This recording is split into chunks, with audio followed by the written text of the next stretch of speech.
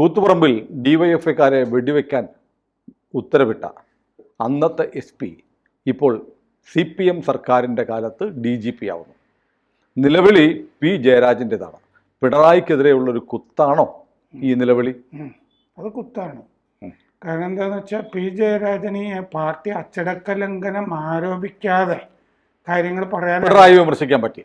അതെ, അതിനുള്ള ഒരു സാഹചര്യം കിട്ടി. അത്തരം അവസരങ്ങളൊന്നും ജയരാജൻ കളയാറുമില്ല. കാരണം MP ഗോവിന്ദൻ മറ്റേ സെക്രട്ടറി ആയതിൽ ജയരാജന് കുറെ കലിപ്പുണ്ട്. ജയരാജനൊക്കെ ഇരിക്കുമ്പോഴാണല്ലോ ജൂനിയർ ആയിട്ടുള്ള ഒരാൾ EP ജയരാജനും അതുണ്ട്. അപ്പോൾ സംസ്ഥാന കമ്മിറ്റിയിൽ കഴിഞ്ഞ ദിവസങ്ങളിൽ വിമർശിച്ചിരുന്നല്ലോ P ജയരാജൻ MP ഗോവിന്ദന്റെ പേര് പറഞ്ഞു വിമർശിച്ചു. അതെ, RSSന്റെ ബന്ധം, പഴയ ബന്ധം ഉണ്ടായിരുന്നു എന്ന് പറഞ്ഞതിനെ പറ്റി അത് ചാനൽ ചർച്ചകളിലൊക്കെ അത്യാവശ്യം P ജയരാജൻ അന്ന് പറഞ്ഞിരുന്നു. അപ്പോൾ ഇപ്പോൾ അദ്ദേഹം കൂത്തുപറമ്പ് വെടിവയ്പ് ഓർമ്മിപ്പിച്ചു ഇന്ന് മാധ്യമപ്രവർത്തകർക്ക് മുമ്പിൽ.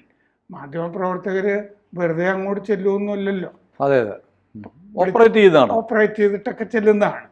അപ്പോൾ അവരോട് പറഞ്ഞു, നിതിൻ അഗർവാൾ ശരി 3 പേരുടെ പട്ടികയാണ് കൊടുത്തിരുന്നത്. നിതിൻ അഗർവാൾ സീനിയർ, അദ്ദേഹത്തിനെ സൂപ്പർസീഡ് ചെയ്തിട്ടാണ് റവാഡ എന്ന് പറയുന്നത് വിശാഖപട്ടണത്തിൻ്റെ അടുത്തുള്ള ഒരു സ്ഥലമാണ്. വടയാർ സുനിൽ എന്നൊക്കെ പറയുന്ന പോലെയാണ് റവാഡ ചന്ദ്രശേഖർ. മൈസൂരിലൊരു രാജവംശമുണ്ടോ വടയാർ? വടയാർ, അത് മറക്കരുത്. അത് കൊള്ളാം, അതിന്റെ ശാഖയാണ്. അതെ അതെ. അപ്പോ ആ കുടുംബത്തിൽ നിന്ന് മറ്റേ ചാലക്കുടി അങ്കമാലി പ്രദേശത്ത് നിന്നുള്ള ഒരു യുവതി വിവാഹം ചെയ്തിട്ടുണ്ട്. ഇത് പത്രങ്ങളിലൊന്നും വന്നില്ല. അപ്പോ ഈ അദ്ദേഹം പറഞ്ഞു, നിതിൻ അഗർവാള് ഡിവൈഎഫ്ഐക്കാരെ തല്ലിച്ചതച്ചാണ്, പക്ഷെ വെടിവെക്കാനൊക്കെ ഉത്തരവിട്ടത് റവാഡ ചന്ദ്രശേഖറാണ് SP. അപ്പോൾ എന്തുകൊണ്ടാണ് ചിലപ്പോൾ 3 പേരുടെ പട്ടിക കിട്ടിയപ്പോൾ മെറിറ്റിന്റെ അടിസ്ഥാനത്തിൽ സർക്കാർ ചെയ്തതായിരിക്കാം, അതറിയില്ല. പക്ഷെ കൂത്തുപറമ്പിലും അങ്ങനെയൊന്നുമല്ല. പിണറായി വിജയനെ സംബന്ധിച്ച് കൂത്തുപറമ്പ് വെടിവെപ്പിന് ശേഷം റവാഡ ചന്ദ്രശേഖറിന് കേരളത്തിൽ നിൽക്കാൻ കഴിഞ്ഞില്ല. അദ്ദേഹം കേന്ദ്ര സർവീസിലേക്ക് പോയി. IBയിലെ സുപ്രധാനമായ പദവികളൊക്കെ വഹിച്ചു. എനിക്ക് അദ്ദേഹത്തെ അറിയാം, വളരെ വ്യക്തിപരമായിട്ട് അറിയാം. അദ്ദേഹം അന്ന് എറണാകുളത്ത് റേഞ്ച് IG അല്ല, DIG ആയിരുന്നു. DIG ആയിരിക്കുമ്പോൾ ഞാൻ ഇവിടെ മാധ്യമ പ്രവർത്തനമായിട്ടുണ്ട്. അദ്ദേഹമായിട്ട് നല്ല ബന്ധമുണ്ട്. അദ്ദേഹം പറഞ്ഞു തന്ന പല കാര്യങ്ങളിലും ഞാൻ ഓർമ്മിക്കുന്നത്, എല്ലാവരും എന്നെ രവത എന്ന് വിളിക്കും. ഞാൻ രവതയല്ല, റവാഡ ചന്ദ്രശേഖറാണ്. അങ്ങനെ തിരുത്തണം, നിങ്ങളെങ്കിലും ഒന്ന് തിരുത്ത് എന്നോട് പറഞ്ഞ അത് ഞാൻ ഓർക്കുന്നുണ്ട്. അതിനുശേഷം ഞാൻ ആലോചിക്കുന്നത്, ഈ കൂത്തുപറമ്പ് വെടിവെപ്പ് എന്തിനാണ് റവാഡ ചന്ദ്രശേഖരനെ തലയിൽ വെക്കുന്നത്? അന്ന് കൂത്തുപറമ്പിൽ ഈ വെടിവയ്പ് ഉണ്ടായിരുന്നെങ്കിൽ MP രാഘവനെ ഡിവൈഎഫ്ഐക്കാർ കൊല്ലുമായിരുന്നു. മന്ത്രിയെ, സംസ്ഥാന മന്ത്രിയെ തെരുവിലിട്ട് കൊല്ലുമായിരുന്നു. അവർക്ക് എന്ത് പകയായിരുന്നു, എന്തെല്ലാം ചെയ്തു രാഘവനോട്. പാപ്പിനിശ്ശേരിയിലെ പാമ്പ് വളർത്തൽ കേന്ദ്രം, പാമ്പുകളെ കൂട്ടത്തോടെ തീവച്ച് കൊന്നു, അത് നശിപ്പിച്ചു. രാഘവനെ കൊല്ലാനുള്ള എല്ലായിടത്തും തടഞ്ഞു. അതിനുശേഷം മന്ത്രിയായിരിക്കെ 100 കണക്കിന് ഡിവൈഎഫ്ഐക്കാർ അക്രമാസക്തരായി വന്ന ഒരു മന്ത്രിയെ, അത് രാഘവനാവട്ടെ ആരുമാവട്ടെ, LDF UDF ആരുമാവട്ടെ, ഒരു മന്ത്രിയെ അക്രമാസക്തമായ ജനക്കൂട്ടത്തിന് വിട്ടുകൊടുക്കാൻ പറയാൻ ഒരു ജില്ലാ പോലീസ് മേധാവിക്ക് കഴിയില്ല.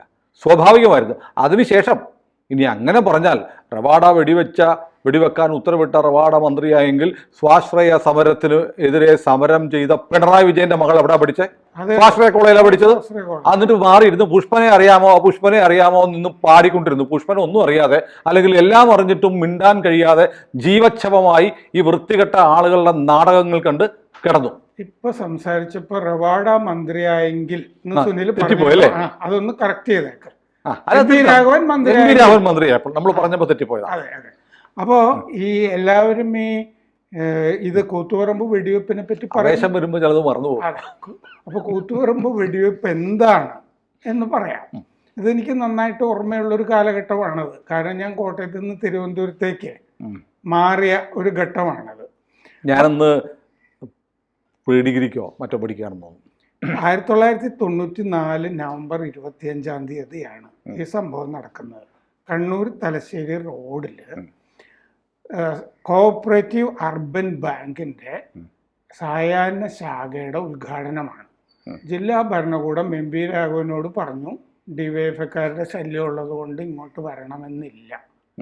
ആ നിർദ്ദേശം മറികടന്ന് എങ്കിലൊന്ന് കാണട്ടെ എന്നുള്ളൊരു മട്ട് എം പി രാഘവൻ ഉണ്ടല്ലോ. അത് മാത്രമല്ല, ഒരു മന്ത്രിക്ക് സഞ്ചാര സ്വാതന്ത്ര്യം നിഷേധിക്കപ്പെട്ട പിന്നെ എന്ത് ഭരണം? അതെ, എല്ലായിടത്തും തടയുന്നുണ്ടായിരുന്നു അവര്. അപ്പോൾ അദ്ദേഹം അവിടെ പോയി. ഡിവൈഎഫ്ഐക്കാർ സ്വാഭാവികമായിട്ടും എം പി രാഘവൻ അങ്ങനെ ചെന്ന് അല്ല സാർ, അതിനിടയ്ക്ക് ഒരു കരട് പറയണം. രാഘവൻ ചെയ്ത തെറ്റ് പാർട്ടിയിൽ നിന്ന് വിട്ടുപോയി എന്നുള്ളതാണ്. അതെ, പാർട്ടിയിൽ നിന്ന് വിട്ടുപോയാൽ കൊന്നുകളയുമെന്ന് പറയുന്നതാണ് CPM-ന്റെ ജനാധിപത്യം. അത് ആ കാലത്ത് അങ്ങനെയായിരുന്നു. അത് കാരണം EMS കണ്ണൂർ വന്നിട്ട് തന്നെ രാഘവൻ പോയാൽ ഈ പാർട്ടിക്ക് ഒരു ചുക്കുമില്ല എന്നൂടെ പ്രസംഗിച്ചത് ഞാൻ ഓർക്കുന്നുണ്ട്. ഞാൻ അന്ന് കോഴിക്കോടാണ് ജോലി ചെയ്യുന്നത്. അപ്പൊ രാഘവൻ എന്ന് പറഞ്ഞാൽ വലിയ വികാരമായിരുന്ന ഒരാളാണ്. ജില്ലാ സെക്രട്ടറി, ഡിവൈഎഫ്ഐയുടെ ഒക്കെ ചാർജ് ഉണ്ടായിരുന്ന ആളായിരുന്നു. അതെ, നയമൊക്കെ തീരുമാനിക്കാനും ഒക്കെ രാഘവൻ വിചാരിച്ചാലൊക്കെ ആ കാലത്ത് കഴിയുമായിരുന്നു. കണ്ണൂരിൽ പാർട്ടിയെ ഇങ്ങനെ വളർത്തിയ ഒരാൾ. നമുക്ക് കഥയിലേക്ക് വരാം. അപ്പോൾ വിദ്യാഭ്യാസ നയത്തിനെതിരെ ആണ് അന്ന് ഡിവൈഎഫ്ഐക്കാർ സമരം ചെയ്യുന്നത്. എന്ന് പറഞ്ഞാൽ സ്വാശ്രയ സംഭവങ്ങൾ പാടില്ല.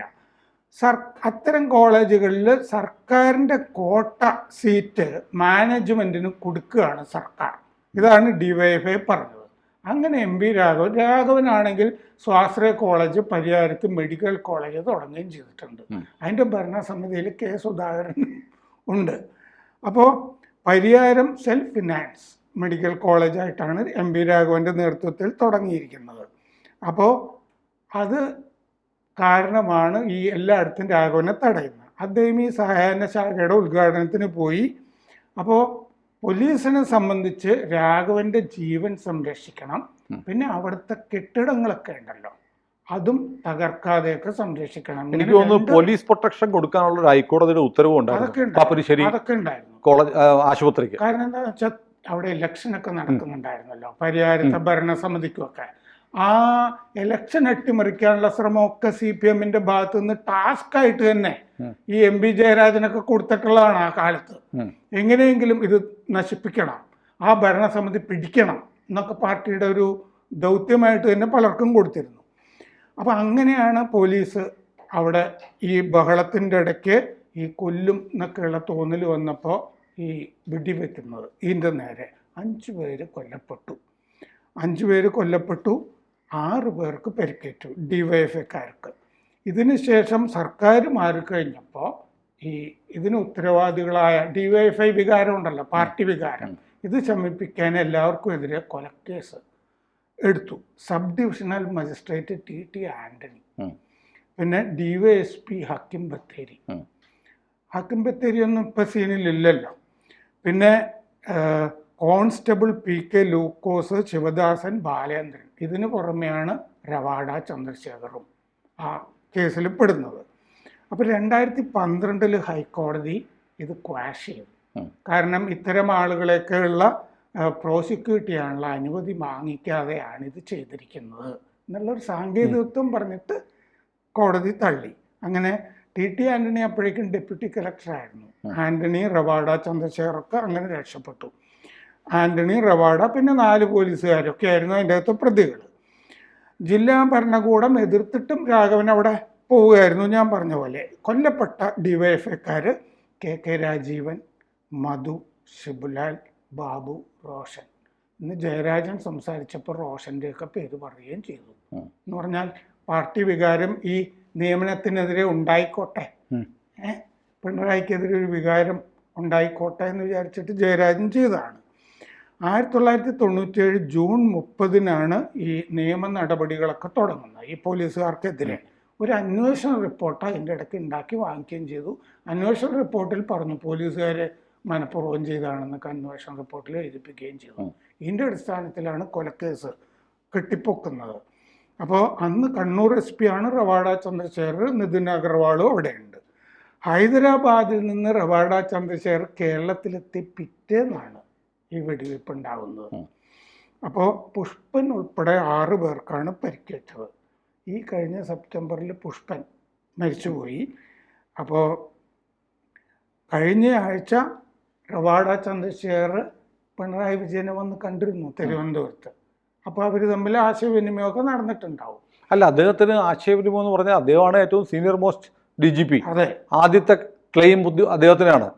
നിതിൻ അഗർവാളിനും ക്ലെയിമുണ്ട്. ഉണ്ട് അദ്ദേഹത്തിന്. പക്ഷേ കേരള സർവീസിലേക്ക് വരുന്നില്ല എന്നിരിക്കുകയായിരുന്നു.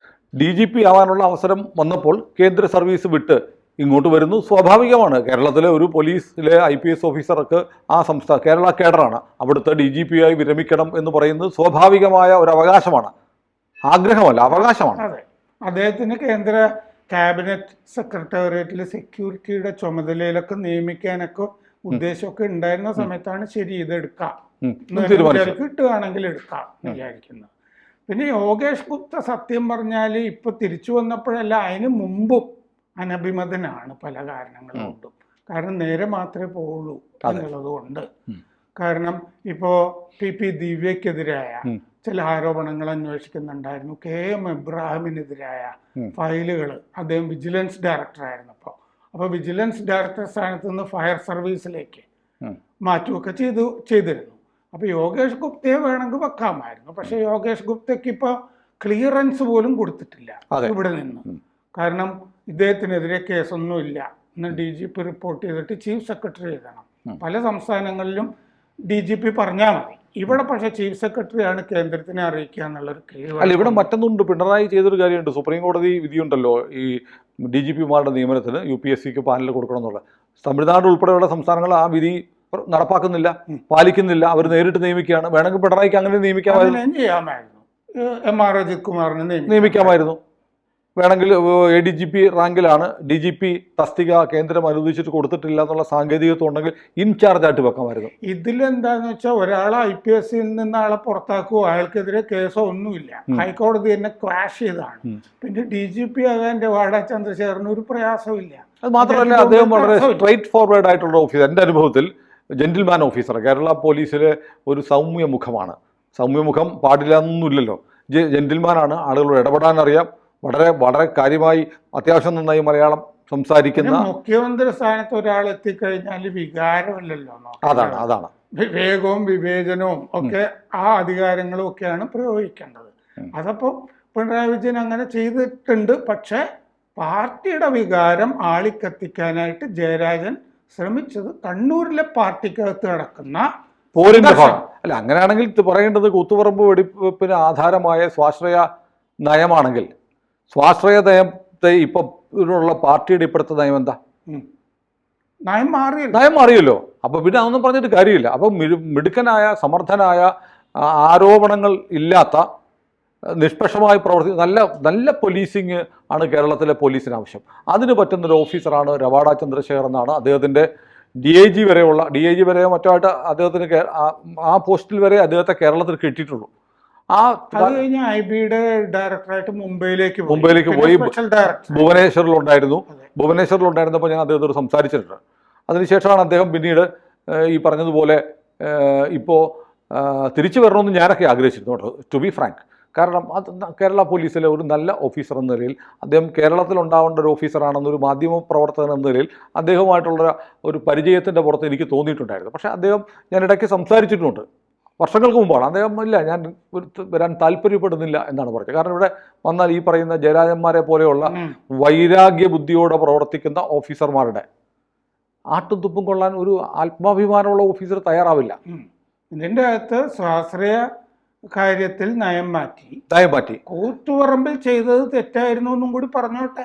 കൂത്തുപറമ്പ് സമരമേ തെറ്റായിരുന്നു. അതെ, ആ സ്വാശ്രയ സമരം തന്നെ തെറ്റായിരുന്നു.